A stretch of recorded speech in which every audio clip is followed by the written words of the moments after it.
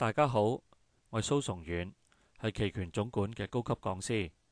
今次為大家介紹嘅係我哋網站嘅一啲免費嘅功能。喺上課嘅時候，我有向同學解釋喺唔同嘅環境裏邊，會其中有一啲策略係會特別優勝㗎。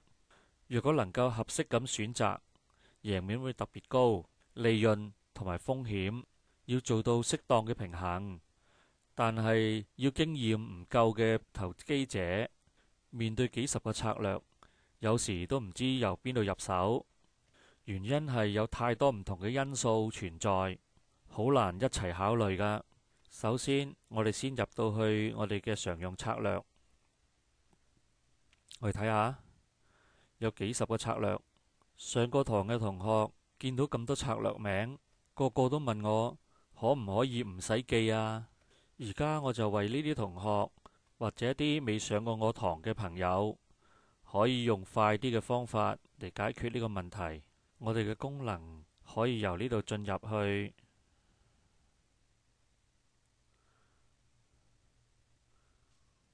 哇，30幾個列埋一齊，好似仲亂咗啲喎。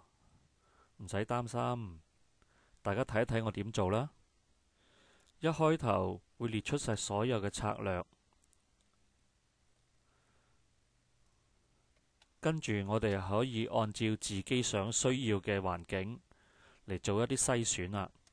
例如我想要一啲低風險嘅策略，只要我選擇咗個低，喺個風險度選擇咗低之後呢，就揾到啲低風險嘅策略噶啦。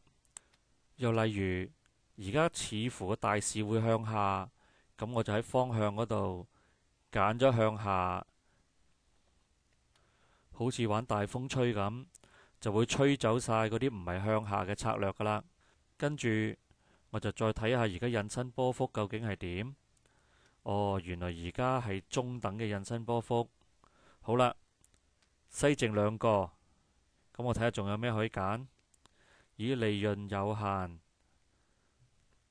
期權金已可以預支同預收喎，咁梗係收咗先好啦。咁我就揀埋預收。再睇睇成本，又係中等。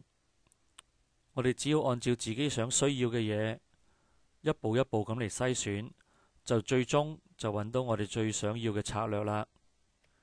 呢個就係 bear call spread，即係一個向淡嘅框架組合。係咪好容易啊？如果你覺得風險嗰度你可以承受高啲，咁我哋可以改為高一齊啦。如果發覺高都係唔啱我，咁我哋可以將佢取消。